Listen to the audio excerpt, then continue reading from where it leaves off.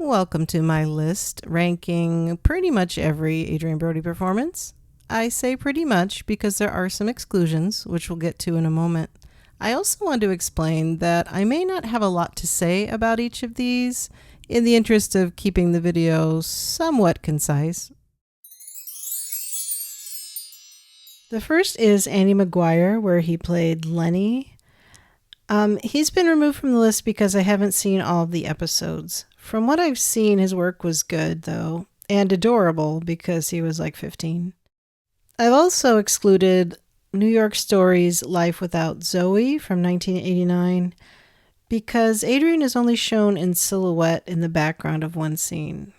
I'm hoping deleted scenes will be released at some point. This may be a controversial decision, but I'm going to disqualify The Thin Red Line. I refuse to judge Adrien's performance in a film this ludicrously edited. The best we can tell, he did a solid job here, but since the director Terrence Malick decided to make an epic poem with visuals instead of an actual story, who's to say? I'm also excluding Adrien's work in the play The Fear of 13. Because, one, it's on stage, not on film, and also I sadly have not seen it.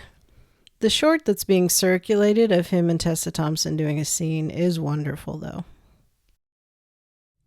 I'm also excluding things like music videos, commercials, even the Come Together Wes Anderson one and the Great TurboTax ones. I'm leaving out documentaries, narration, and Fantastic Mr. Fox because it was only about a 30-second voice cameo.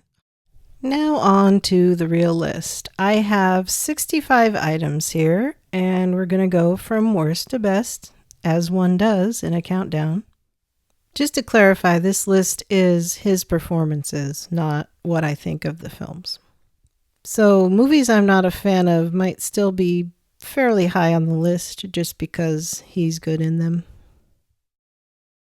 At number 65, dead last, obviously, is Giallo. His work as Yellow, who is the killer, is credited as Byron Deidre, which is an anagram of Adrien Brody. This was comically bad. His accent is like a stereotypical Italian from old cartoons. The makeup effects designed to hide the fact that it was Adrien Brody playing him were also comically bad. He played another role in this same film as well, but that's coming up later. Next up we have American Heist, where he played Frankie Kelly. I'm sorry, but he was just off his game in this one. Granted, the movie itself isn't stellar, and he wasn't exactly working with good actors either, which doesn't help one's own performance. Flirty Harry in inappropriate comedy.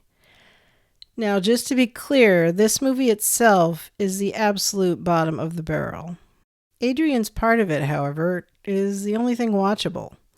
The worst movie he was in? Yes, absolutely. His worst performance? No, not really. We have Giallo again, but this time as Enzo Avalfi, who is a detective. While this isn't exactly peak Adrien, it's still certainly miles ahead of his performance as Yellow within the same film. Peaky Blinders Series 4, or Season 4 if you're in the US, where he played Luca Changretta. Now, a caveat with this one is he did improve as the story arc went on. However, the first 2 or so appearances, he's just straight up doing a Vito Corleone impression, and not a great one. Now, with all that said, Luca Changretta is somehow still a pretty cool guy overall. Manuel Rodriguez Sanchez, aka Manolete, in the film A Matador's Mistress.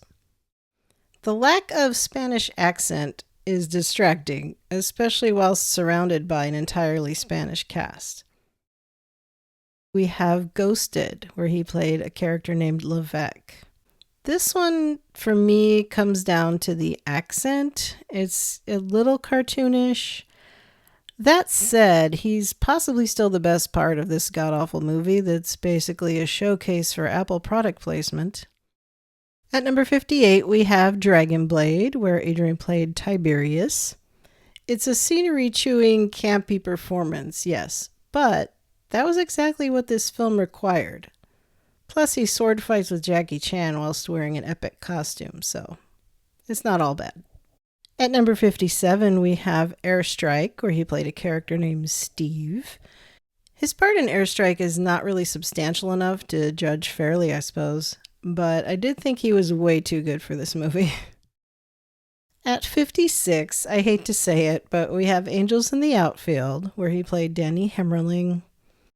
Danny Hemmerling is a very charming character, and Adrien does good work in the role. However, there was one kind of baffling choice he made that is so distracting.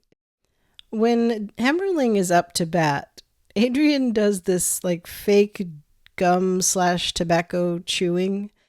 I'm that petty to put it way down here because of that. At number 55, we have Rebel Highway Jailbreakers, where he played a character named Skinny. Again, this is kind of terrible, and he's the best part of it, so.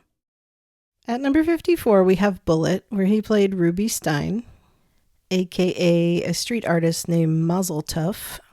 That always makes me laugh. There's not really anything wrong with the performance. It's just, there's things that are better. At number 53, we have Solo, where he played Dr. Bill Stewart, the builder of Solo. Honestly, I think Dr. Bill would rank higher were it a more substantial role.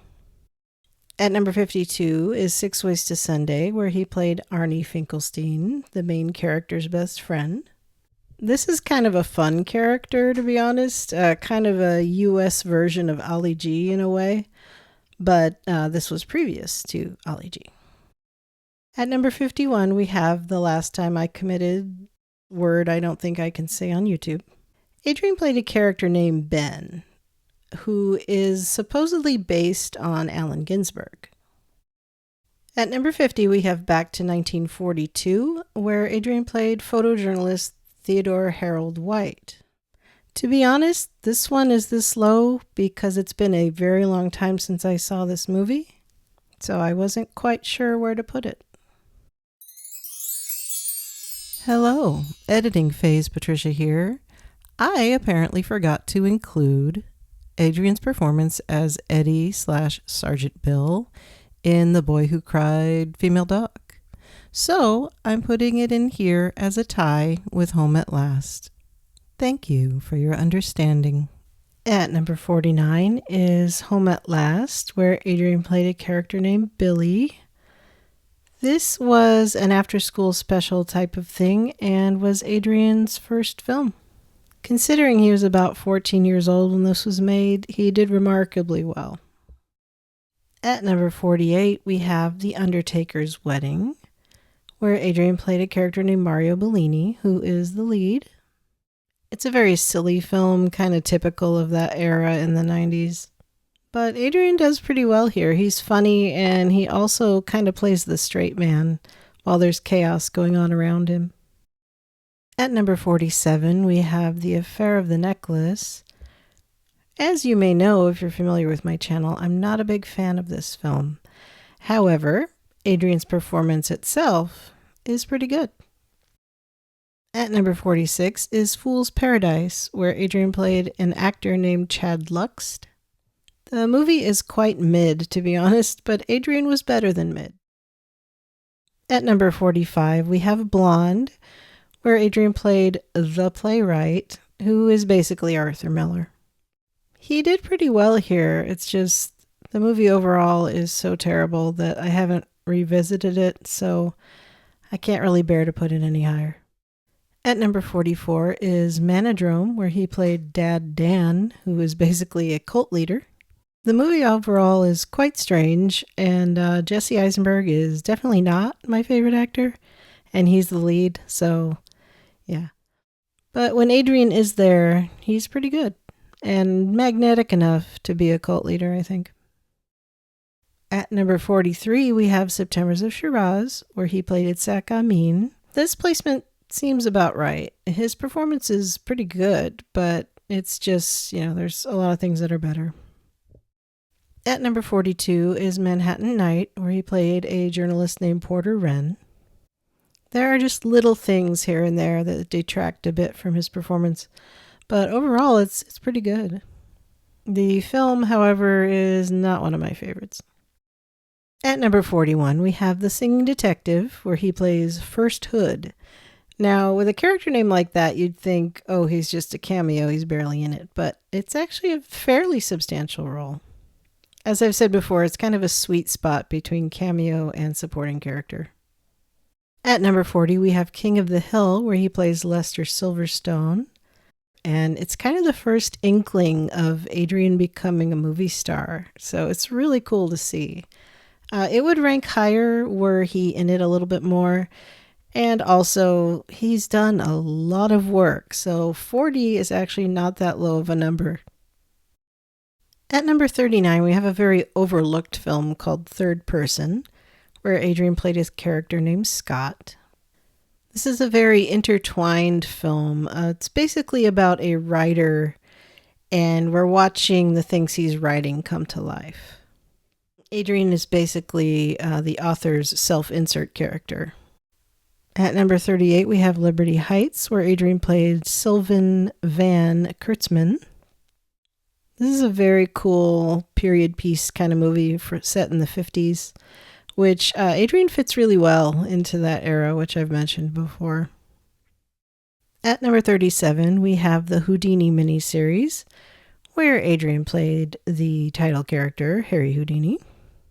Harry Houdini was a childhood hero of Adrien's, so it's kind of cool that he got to do this. At number 36, we have an episode of Succession where Adrien played a character named Josh Aronson. He's not in it a whole heck of a lot, but it is a very memorable character, and he did a great job. He seems like a real person. At number 35 is Asteroid City, which is a Wes Anderson film, where Adrien played Schubert Green, who is a theater director. And he's actually the first one to utter a line that kind of becomes the catchphrase of the film, so that's pretty cool. At number 34, we have Splice, where Adrien plays Clive Nicoli. This one is the stuff of legend at this point. Yeah, some strange things go down in this movie, but overall, he did a great job. At 33, we have Oxygen, where he also played a character named Harry Houdini. But in this case, it was just an alias. This is actually a really good performance, and I know this because I do not like this character, which is pretty hard to do. He's kind of automatically likable. At number 32, we have Clean, in which Adrien plays a character known only as Clean. This was a passion project of Adrien's, and he had his hand in just about every aspect of it, and it's pretty impressive. At 31, we have Cadillac Records, where Adrien played Leonard Chess, the founder of Chess Records. The film is called Cadillac Records because of Leonard Chess's habit of giving his artists Cadillacs, with strings attached, as we see in the film. At number 30 is Ten Benny, otherwise known as Nothing to Lose or Sweet Jersey. He plays a character named Ray Diglavani Jr. It's a pretty good performance, and it's Adrien's first leading man role in a full-length film. I'll be doing a rewatch episode of this one soon because it's been a long time since I saw it. The first episode of Poker Face, where Adrien played Sterling Frost Jr. It was a very fun performance, and I really enjoyed it a lot. One of these days, I need to finish the rest of that season. At number 28 is Bullet Head, where he played a character named Stacy. Part of me wanted to put this one higher. I think it's a very underappreciated performance. But his scenes toward the end of the film are especially striking.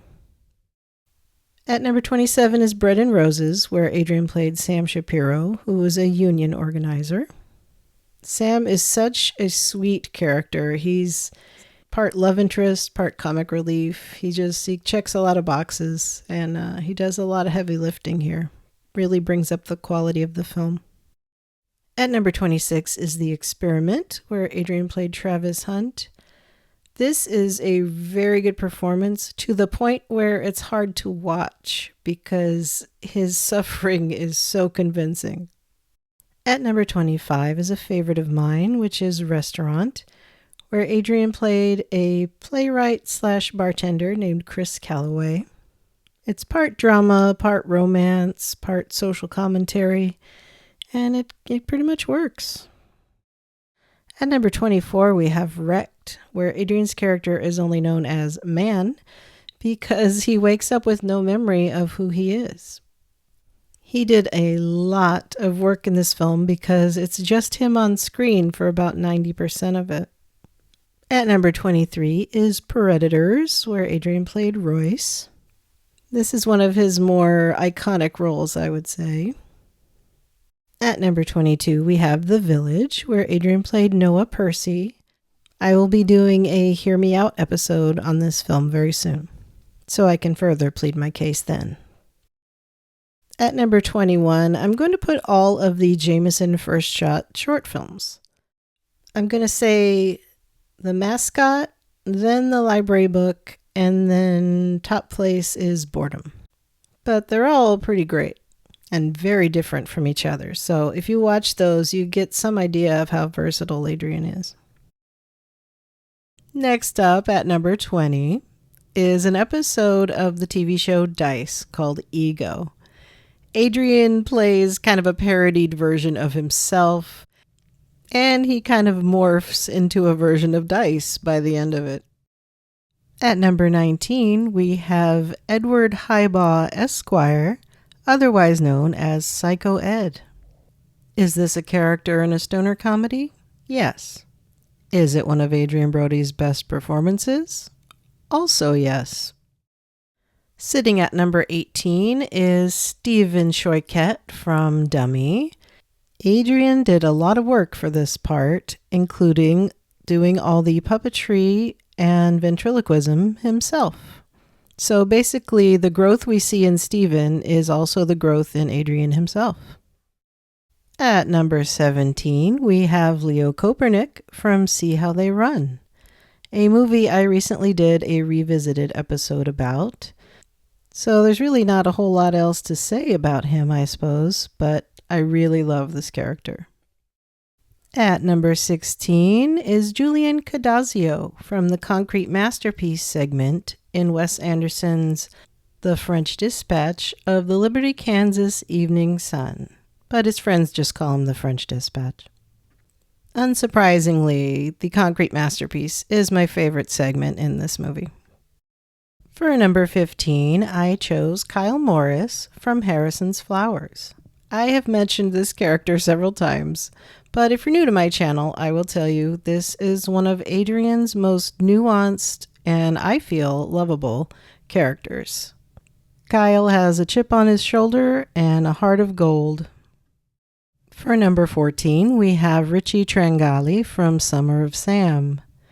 Richie is such an interesting blend of things, and Adrien portrays him in such a wonderful human manner that you can't help but adore him. At number 13, we have Peter Bauer from Backtrack.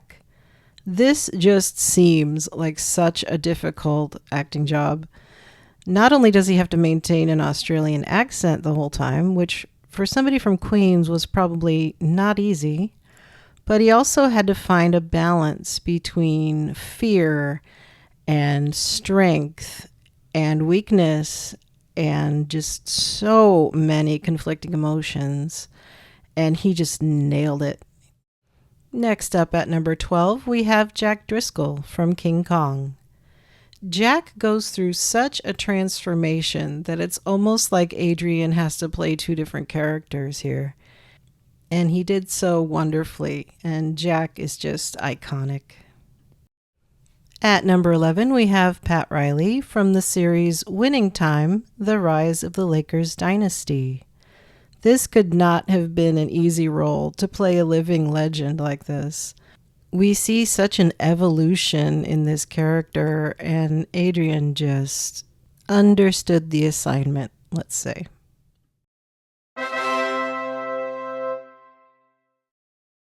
At number 10, we have the enigma that is only known as Bloom from the Brothers Bloom. I don't think you can make it through this film without falling in love with this character. I challenge you to try. At number 9 is the role that made me stop everything I was doing and watch all of Adrien Brody's films, and that is Salvador Dali in Midnight in Paris. Yes, it's a 3-minute sequence that he's in. Does he steal the entire movie? Yes. At number 8, we have Captain Charles Boone from the criminally underseen limited series, Chapelwaite. This is another one of those characters that goes through an evolution, so it's almost like playing several characters, and he just knocked it out of the park. At number 7 is Dimitri from the Grand Budapest Hotel. Is this character a likable man? No, not at all. Is he somehow a likable film character? Absolutely. For number 6, I have chosen Jack Starks from The Jacket. Adrien went through so much making this film, and it shows. This character is suffering so much that you want to wrap him in a blanket and give him a cup of cocoa. There's just something so endearing about Jack Starks. For number 5, I have chosen Peter Whitman from the Darjeeling Limited, which, as some of you may know, is currently my favorite Adrien Brody movie. I say currently because, yes, it does change.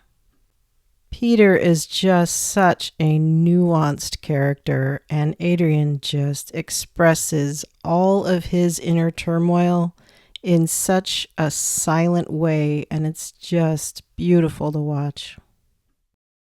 At number 4 is Jack Grace from Love the Hard Way. Adrien is so good in this role that you kind of forget that Jack is not that nice of a guy. Not outwardly, anyway. We see that he's got a lot going on under the surface. Coming in at number 3 is Laszlo from The Brutalist, for which Adrien Brody won his 2nd Academy Award. Laszlo is kind of a complicated character. He's not entirely a good guy, but definitely not entirely a bad guy. He lies somewhere in the middle, like most humans. At number 2, we have Henry Barth from Detachment. Talk about an acting challenge. My gosh, there is just so much going on in this movie.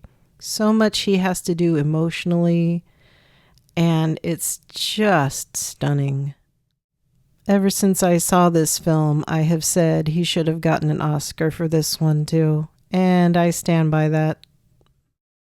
I'm sure when this video popped up, you knew immediately what number 1 was going to be, and that is Władysław Szpilman from The Pianist. There's really nothing else that could possibly top this film. I mean, he spends so much of the runtime acting with no one and remaining as silent as possible, yet he's captivating throughout. His evolution from renowned pianist with a smoothness and somewhat aloof demeanor to someone barely recognizable just trying to stay alive is nothing short of spectacular. It should be shown in acting classes. Thank you for watching this ranking of almost every Adrien Brody performance. What are some of your favorites? Please let me know down in the comments.